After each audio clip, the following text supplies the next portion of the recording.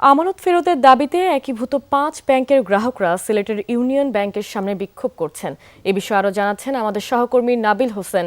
নাবিল, আমানতকারীরা কি দাবি জানাচ্ছেন? একীভূত হওয়া যে ৫টি ইসলামী ব্যাংকের যারা গ্রাহকরা রয়েছেন তারা এই মুহূর্তে ইউনিয়ন ব্যাংক সিলেটের জিন্দাবাজার শাখার সামনে তারা বিক্ষোভ পালন করছেন, বিক্ষোভ কর্মসূচি, এবং তারা এই ব্যাংক ছাড়াও অন্য যে 4টি ব্যাংক সেগুলোতেও সামনে আসলে আজকে দিনব্যাপী তারা বিক্ষোভ কর্মসূচি পালন করবেন। এখানে তারা মূলত যেটি বলছেন যে তাদের যে নিয়মিত লেনদেন সেটি বন্ধ রয়েছে, ফলে তারা চেক দিলে তারা পর্যাপ্ত টাকা পাচ্ছে না বা কোনো টাকাই তারা পাচ্ছে না। পাশাপাশি হেয়ার কাট যে সিস্টেম সেটি তারা বাতিলের দাবি জানাচ্ছেন। আমরা একটু কথা বলবো, মূল দাবিটা আসলে আপনারা কি, কেন এখানে বিক্ষোভ? জি, থ্যাংক ইউ। আমি যমুনা টিভিকে ধন্যবাদ জানাচ্ছি।